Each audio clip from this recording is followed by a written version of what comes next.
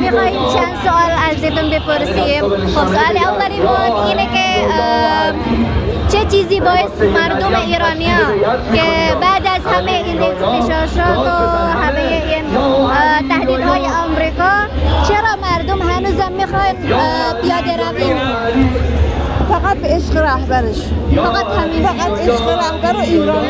واقعا نذاشتیم تا حالا یک وجب از خاکمون باقی به دست دشمن بیفته و واقعا برامون مهمه که این راهپیمایی ها رو انجام بدیم. فقط همین، به خاطر عشق.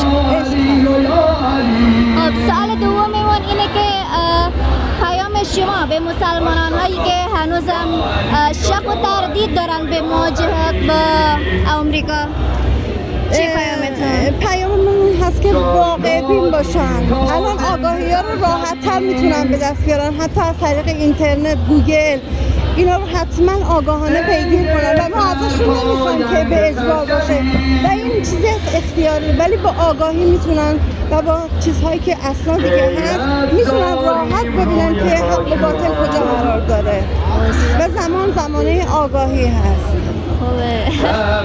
از تحریم های آمریکا، از همه تهدیدها نمیترسید؟ اصلا به هیچ وجهی. نمونش چون همش پوچ و تو خالی بوده و روز به روز بر این افزوده میشه، بصیرت افزایی میشه که مردم اصلا مخصوصا با این جنگ اخیری که این چیزهایی که اتفاق افتاد بعد از جنگ 12 روزمون و بعد از اون اغتشاشات و واقعا نظر خیلی از اونایی که حتی انقلابی نبودن، حتی رهبر، چون اونا کشتار دادن همونهایی که به ظاهر ایرانی بودن و ایران پرست بودن که برید مردم رو بکشید و این باعث شد که مردم مصمم بشن، حتی اونایی که حتی این انقلاب رو قبول نداشتن.